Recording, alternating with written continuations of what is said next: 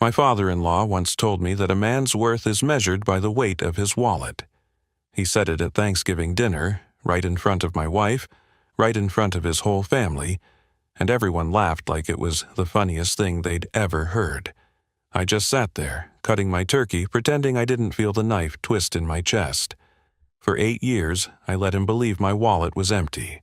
For 8 years, I absorbed every insult, every snide comment, every condescending smirk from people who thought they were better than me because they had bigger houses and fancier cars. I told myself it didn't matter. I told myself that love was enough, that my wife would see my worth even if her family couldn't. I was wrong about a lot of things back then. But on Christmas night, in front of 40 strangers at the most expensive restaurant in the city, my father-in-law was about to find out just how wrong he was about me. My name is Owen Briggs. I'm 34 years old, and for the last decade of my life I've worked as a furniture restoration craftsman. I take broken things and make them whole again. Antique dressers with cracked drawers, rocking chairs that belonged to someone's great-grandmother, dining tables that have hosted 50 years of family dinners. People bring me their memories, and I bring those memories back to life with my hands. It's honest work. It's good work. But to my wife's family, the Thornberrys, it meant I was nobody. My wife Delia and I met 9 years ago at a county fair. She was different then. She laughed easily. She didn't care that I drove an old truck or that my clothes came from thrift stores. She said she loved my hands, loved watching me work, loved that I could create something beautiful out of something broken. We got married 2 years later in a small ceremony at the courthouse. Her parents barely showed up. Her father, Vance, looked at me like I was something he needed to scrape off his shoe. Her mother, Lorene, smiled politely while her eyes said everything her mouth wouldn't. I thought it would get better. I thought once they got to know me, once they saw how much I loved their daughter, they'd accept me. They never did. Vance Thornberry owns 4 car dealerships across the state. He's loud, he's wealthy, and he's made it his personal mission to remind me at every family gathering that I'm not good enough for his daughter. His wife, Lorene, is quieter, but just as cruel. She delivers her insults wrapped in silk, disguised as concern. And their son Hollis, Delia's younger brother, is a 29-year-old man who's never worked a hard day in his life but somehow thinks he has the right to mock me for working with my hands. For 8 years, I endured it. I kept my head down, I worked harder. I loved my wife and hoped she'd stand by me. But Delia changed. Slowly at first, then all at once. She stopped defending me. She stopped looking at me. By the end, I was living with a woman who seemed embarrassed that I existed. The only family I ever had was my mother, who passed away when I was 25, and her older brother, my uncle Clement. Clement was a quiet man who lived in a modest cabin in the woods. He wore flannel shirts and old boots, and he drove a truck that was even more beat up than mine. When I was 18, he handed me something I never understood. A matte black card with no logo, no bank name, nothing except a name embossed in silver, Clement Farrow. He told me to keep it with me always. He said not to use it unless I truly needed it. And then he said something that stayed with me for 16 years. When you do use it, they'll know exactly who you are. I never knew what that meant. I asked him, but he just smiled and said I'd understand when the time came. Uncle Clement died 3 years ago. I never used the card. I kept it in my wallet as a memento, a small piece of him I could carry with me every day. On Christmas night, I sat at a long table in a restaurant called the Winthrop, surrounded by the Thornberry family and their extended relatives. 42 people, all of them connected to Vance's money, all of them looking at me like I didn't belong. And that's when my wife reached into her purse, pulled out an envelope, and slid it across the white tablecloth toward me. Divorce papers, signed and dated 2 weeks earlier. Her father raised his glass and announced to the entire table that I'd be homeless by February. The whole room erupted in applause. 40 people, clapping and cheering at my destruction on Christmas night. I sat there for a moment, feeling the weight of every insult, every dismissal, Every moment I'd been made to feel like nothing.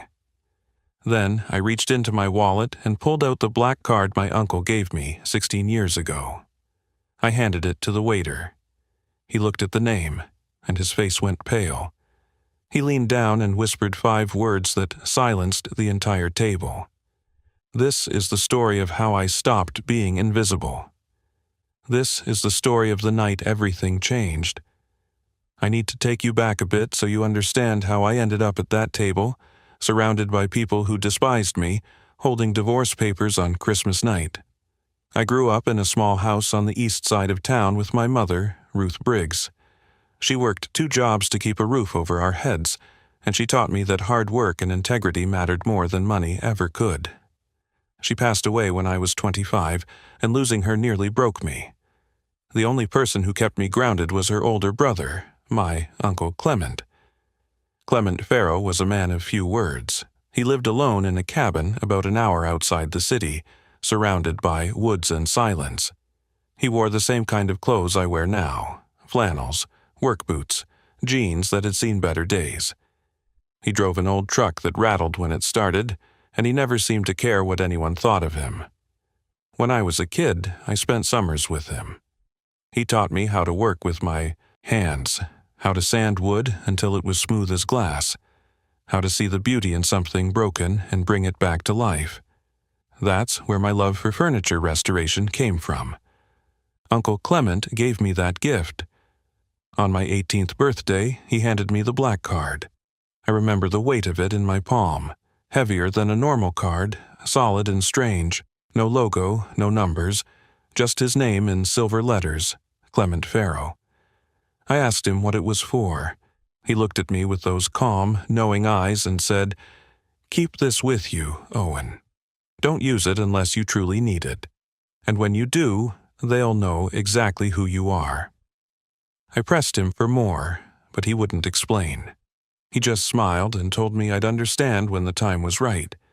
I carried that card in my wallet for 16 years. When Uncle Clement passed away 3 years ago, I held on to it even tighter. It was the last piece of him I had. Now, let me tell you about Delia.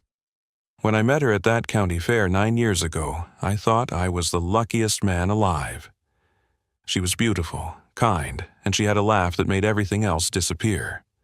We talked for hours that first night, standing by the Ferris wheel, and she told me she'd never met anyone like me before. She said she admired how I worked with my hands. She said there was something real about me, something honest that she couldn't find in the men her parents wanted her to date. We fell in love fast, maybe too fast. Within 2 years we were married. I didn't have much to offer her in terms of money, but I promised to love her, support her, and stand by her no matter what. I meant every word. Her family made their disapproval clear from the start. Vance Thornberry looked at me during our first meeting and asked what I did for a living.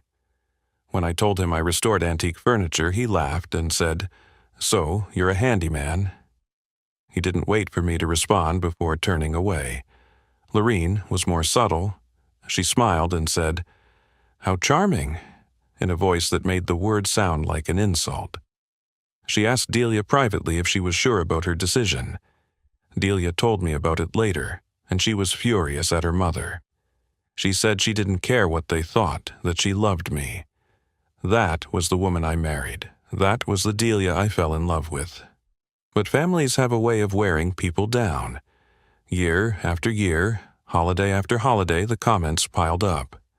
Vance never missed a chance to remind me that I wasn't a real provider. Lorene would mention how well her friends' sons-in-law were doing, doctors and lawyers and executives, while looking at me with pity. Hollis called me the repairman, like it was a joke everyone was in on except me. And slowly, Delia stopped defending me. At first, she would squeeze my hand under the table when her father made his remarks. She would tell me later that she was sorry, that she knew I was worth more than they could see. Then the hand squeezes stopped. Then the apologies stopped. Then she started looking at me the way her parents did. By our 6th year of marriage, I felt like a stranger in my own home. Delia and I barely spoke. She spent more time with her family than with me. When I asked her what was wrong, she would say nothing and walk away. I worked harder, I took on more projects. I thought if I could just earn more, if I could just prove myself, things would get better. They didn't. The night before Christmas Eve, I found Delia on the phone with her mother. I heard her say, "I know, Mom, I should have listened to you from the beginning." She didn't know I was standing in the hallway. She didn't know I heard every word. I went to bed that night feeling like a man standing on the edge of a cliff, waiting for someone to push him off. The next evening, we drove to the Winthrop in silence. Delia wore a red dress and diamond earrings her father had given her. I wore my only nice shirt, the one I saved for occasions when I needed to pretend I belonged in her world. I had no idea that in less than 2 hours, my entire life would change forever. The Winthrop was the kind of restaurant that made you feel underdressed no matter what you wore. Crystal chandeliers hung from ceilings that seemed impossibly high. White marble floors reflected the soft golden light. Waiters in tailored suits moved silently between tables like ghosts trained in elegance.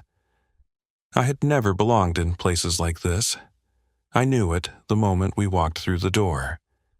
Vance had reserved a private dining room for the family's Christmas dinner. When Delia and I arrived, the long table was already filling up with Thornberrys and their extended relatives. Aunts, uncles, cousins, business associates. 42 people in total, all connected by blood or money to the man who sat at the head of the table like a king surveying his kingdom. Vance wore a navy suit that probably cost more than I made in 3 months. Lorene sat beside him in pearls and silk, her smile sharp enough to cut glass. Hollis was already slouched in his chair with a whiskey in his hand, scrolling through his phone with the bored expression of a man who had never earned anything in his life. Delia walked ahead of me and took her seat next to her mother. I followed and sat beside her, nodding politely to the relatives who glanced my way. Most of them didn't bother to acknowledge me. I was used to that. The dinner began with small talk. Vacations to Europe, new cars, stock portfolios. Someone's son had just been accepted to Harvard. Someone else's daughter was getting married to a hedge fund manager. The conversation flowed around me like a river around a stone, and I sat there in silence, cutting my appetizer into small pieces I didn't taste. Then Vance turned his attention to me. "Owen," he said, loud enough for the entire table to hear, "how's the chair business? Fix anything exciting this year?" A few people chuckled. I forced a small smile. "It's been a good year," I said. "Steady work." Vance leaned back in his chair and swirled his wine. "Steady. That's a nice way of saying you're barely scraping by, isn't it? You know, I was talking to Bradley Kenton last week. You remember Bradley, don't you, Delia? The surgeon? He just bought a house in the hills, paid cash, $4 million. He looked at me with a grin that had no warmth in it. "What did you buy this year, Owen? A new sander?" The table erupted in laughter. I felt my face flush, but I kept my expression neutral. I had learned a long time ago that reacting only made it worse. Lorene leaned forward with her practiced smile. "We're not trying to be cruel, Owen. We just worry about Delia's future. A woman needs security. Surely you understand that." I understood exactly what she was saying. She was saying I wasn't enough. She was saying I never would be. Hollis raised his glass in my direction. "Hey, at least he's consistent." Consistently broke. More laughter. Louder this time. I gripped my fork and stared at my plate. I told myself to stay calm. It was almost over. Just a few more hours and I could go home and pretend this night never happened. That's when Delia reached into her purse. She pulled out a white envelope and placed it on the table in front of me. Her face was expressionless. Her eyes wouldn't meet mine. "What is this?" I asked. "Open it." I picked up the envelope and unsealed it. Inside was a stack of legal documents. I didn't need to read past the first page to understand what I was holding: petition for dissolution of marriage. My hands trembled. I looked at Delia, searching her face for something, anything, that resembled the woman I had married. "You're divorcing me on Christmas?" She still wouldn't look at me. I've made my decision, Owen. I should have done this years ago. My father was right. You're never going to be anything. The words hit me like a punch to the chest. I couldn't breathe. I couldn't think. Vance slammed his palm on the table, grinning like a man who had just won a war. Finally, my daughter has come to her senses. He raised his wine glass high. Owen, I'll give you until February to collect your things from the house. After that, you'll be out on the street where you belong. Homeless by February. That has a nice ring to it, doesn't it? He turned to the table with theatrical flair. Ladies and gentlemen, a toast to Delia's freedom. Glasses rose around the table. 42 people raised their drinks and applauded. The sound filled the private dining room, echoing off the walls, drowning out everything else. I sat there, frozen, watching my marriage end to the sound of applause. My wife wouldn't look at me. My father-in-law was laughing. Strangers were clapping at my humiliation, and something inside me shifted. I thought about every insult I had swallowed, every time I had stayed silent to keep the peace. Every night I had lain awake wondering why I wasn't enough. I thought about my Uncle Clement. I thought about the card in my wallet. I thought about the words he had spoken to me 16 years ago. When you use it, they'll know exactly who you are. For the first time in 8 years, I decided to stop being invisible. The applause faded, but the ringing in my ears did not. I looked around the table at the faces of people who had never seen me as anything more than a mistake Delia had made. They were already moving on, refilling their glasses, resuming their conversations as if they hadn't just witnessed the destruction of my marriage. To them, I was already gone. I was already forgotten. Delia was whispering to her mother, probably discussing which room she would move back into at her parents' estate. Hollis was laughing with a cousin about something on his phone. Vance was accepting congratulations from relatives like he had just closed a business deal. I folded the divorce papers carefully and slipped them into my jacket pocket. My hands were steady now. The trembling had stopped. Something cold and clear had settled over me, a calmness I hadn't felt in years. I wasn't angry. I wasn't sad. I was done. A waiter approached our end of the table, a young man with a professional smile and a polished demeanor. He began collecting empty plates, moving efficiently and silently. I raised my hand to get his attention. "Excuse me." He turned to me with polite attentiveness. "Yes, sir. How may I help you?" "I'd like to pay for the table," I said. "The entire table, every check." The waiter blinked. His smile faltered slightly as he processed the request. "Sir, this is a party of 42 guests. The bill will be quite substantial. We're talking several $1,000s at minimum." I nodded. "I understand." Vance's voice cut across the table like a blade. "What are you doing, Owen?" I didn't look at him. I kept my eyes on the waiter. Vance laughed, that booming, condescending laugh I had heard 100 times. "Did you hear that, everyone? Owen wants to pay for dinner. The man who fixes broken chairs for a living wants to pick up a tab that's probably more than he makes in 6 months." The table rippled with laughter again. Hollis nearly choked on his drink. "Maybe he's planning to wash dishes in the back," Hollis said. "Work off the debt one plate at a time." Lorene shook her head with mock sympathy. "Owen, dear, there's no need to embarrass yourself further. We understand your situation." Delia finally looked at me. Her expression was a mixture of confusion and irritation. "Owen, stop. This is pathetic. You're just making this harder than it needs to be." I reached into my back pocket and pulled out my wallet. It was old leather, worn at the edges. The same wallet I'd carried for over a decade.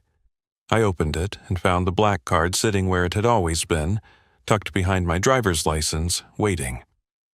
I pulled it out and held it for a moment. The weight of it felt different now. It felt like an answer to a question I had been asking my whole life. I handed it to the waiter. "Use this." The waiter took the card with practiced professionalism.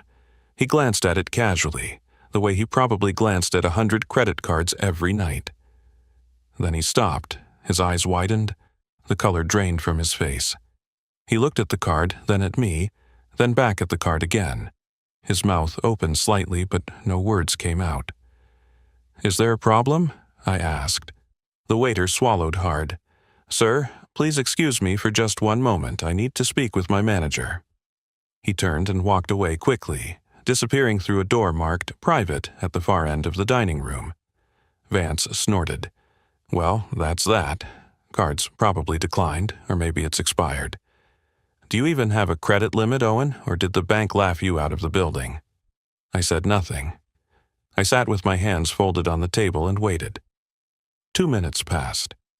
The conversations around me continued, but I noticed a few people glancing in my direction, curious about what was happening. Then the door opened. The waiter emerged first, walking with a different kind of urgency now. Behind him was an older man in an impeccable charcoal suit. He carried himself with authority and composure, but there was something in his expression I had never seen directed at me before. Respect. His name tag identified him as Mr. Dunmore, general manager. Mr. Dunmore walked directly to where I was sitting. He stopped in front of me and extended his hand. "Mr. Briggs?" I stood and shook his hand. "That's me." Mr. Dunmore's voice was formal but warm. "Sir, I must apologize. We had no idea you would be joining us this evening. If we had known, we would have made very different arrangements for your arrival." Vance leaned forward, his smirk wavering. "What's going on here? Who do you think you're talking to?" Mr. Dunmore didn't acknowledge him. His attention remained fixed entirely on me. "Mr. Briggs, we've contacted the estate's legal team, and they've confirmed everything. Your uncle's instructions were very specific. The moment you presented this card, we were to activate all protocols immediately." My heart was pounding, but I kept my voice steady. "What protocols?" Mr. Dunmore leaned closer to me. The entire table had gone silent now. Every pair of eyes was fixed on us. He spoke quietly, but in the stillness of that room, every word was perfectly clear. "Sir, your uncle founded this company. He owned it entirely, and upon his passing 3 years ago, full ownership transferred to you." He paused and looked me directly in the eyes. "Mr. Briggs, you own this entire restaurant." The silence that followed was unlike anything I had ever experienced. It wasn't just quiet, it was the complete absence of sound, as if the air itself had frozen in place. I watched the reactions ripple across the table like a shockwave. Vance's champagne glass stopped halfway to his lips. His mouth hung open, his face caught somewhere between confusion and disbelief. Lorene's perfectly composed expression cracked, her eyes darting between me and Mr. Dunmore as if waiting for someone to announce this was all a joke. Hollis looked like someone had slapped him across the face. His phone slipped from his fingers and clattered onto the table. And Delia.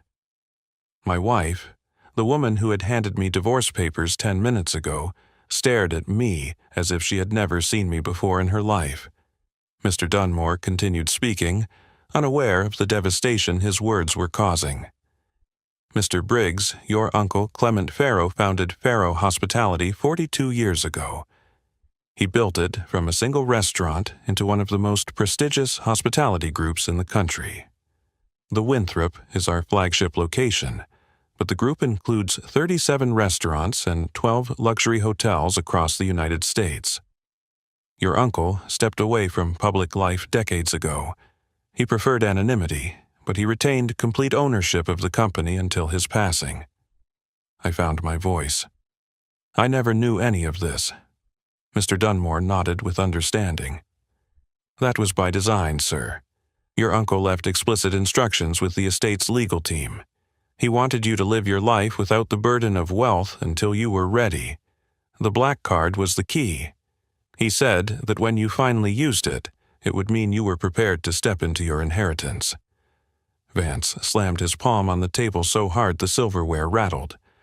"This is absurd. This is some kind of elaborate prank. Owen is a nobody. He fixes furniture in a rented garage. There's no possible way he owns anything." Mr. Dunmore turned to Vance with a calm but icy politeness. "Sir, I can assure you that our legal department has thoroughly verified Mr. Briggs' identity and his claim to the estate. Every document has been authenticated. Mr. Owen Briggs is the sole owner of Faro Hospitality Group and all its subsidiaries." He paused. "His current net worth, as of this morning's valuation, exceeds $400 million. The number landed on the table like a bomb. $400 million. I watched faces transform around the room.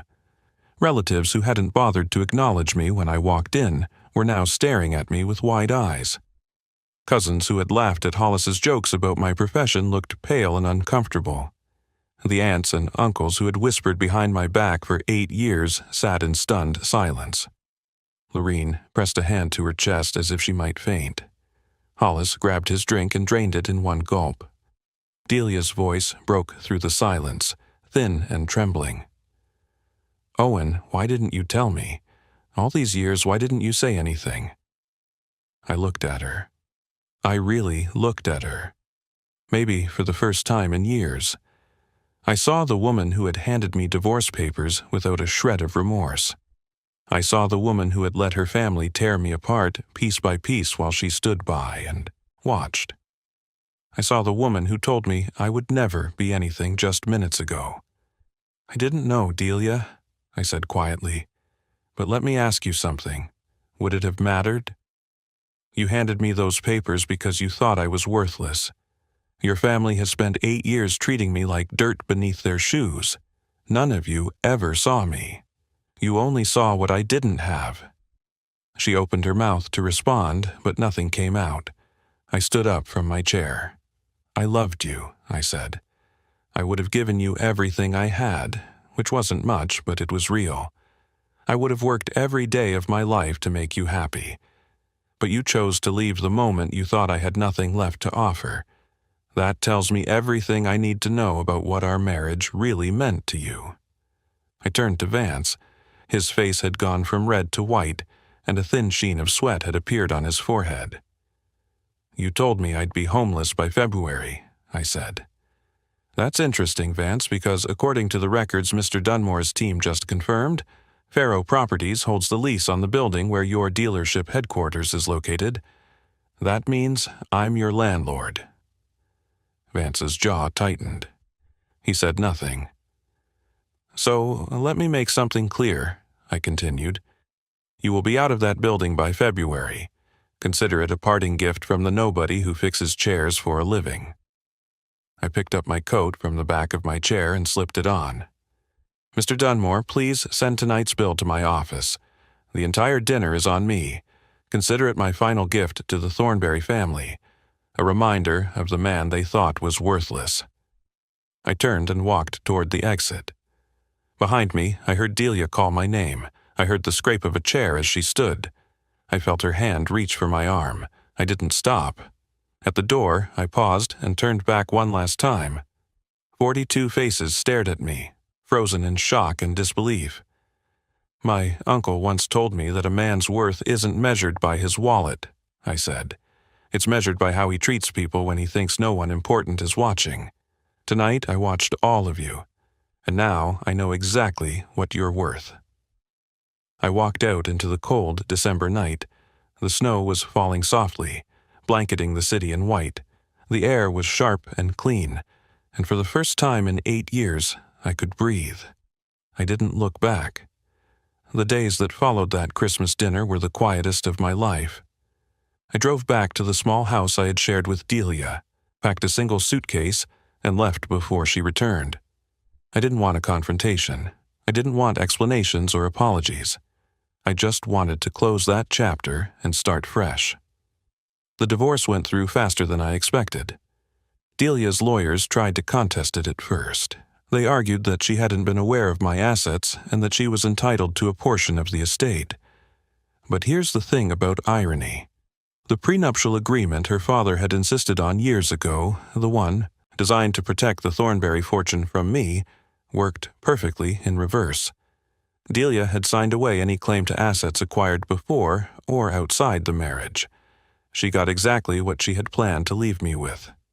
Nothing. I heard through mutual acquaintances that Vance's dealership lost its lease 3 months later. I didn't renew it.